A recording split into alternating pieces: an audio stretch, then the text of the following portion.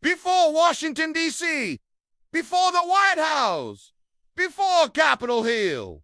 The very first capital of the United States was Manhattan. Yes, New York City, the city of skyscrapers, finance, and fashion, was once the political heart of a brand new nation. It's a part of American history that many people forget, but in those fragile early days after independence, New York played a critical role. Let's rewind to the late 1700s. The Revolutionary War had just ended. The colonies were free, but they weren't yet united. There was no official capital, no fixed location for Congress, and no permanent government buildings. In 1785, the newly formed Confederation Congress, the national government at the time, chose New York City as its meeting place. At that moment, Manhattan became the capital of the United States. The government met in a building called Federal Hall, located at the corner of Wall Street and Nassau Street. And here's where history was truly made. On April 30th, 1789,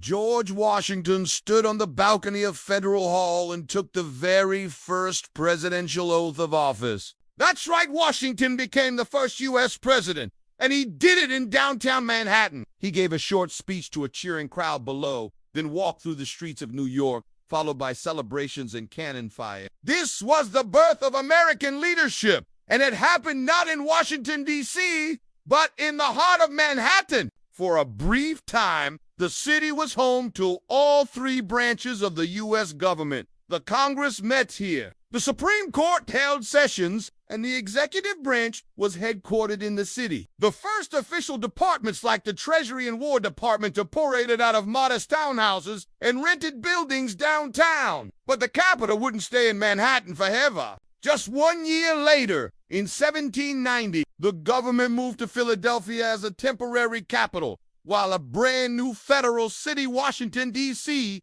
was under construction. By 1800, the capital had permanently shifted to the city we know today. But Manhattan's role was never forgotten. Federal Hall still stands rebuilt in Stone Age, the very site where Washington was sworn in. Today, it's a national memorial, visited by tourists and historians alike. There's even a statue of George Washington on the steps, marking the spot where he became president. Imagine that, walking past skyscrapers and banks, only to realize you're standing on the birthplace of American democracy. The sidewalks you walk on in Manhattan are layered with history moments that shaped not just the city, but an entire nation. So next time you think of Manhattan as just a place of business, fashion, or media, remember, it was once the political center of the United States, where the first president stood, where the first Congress met, where the idea of American leadership truly began.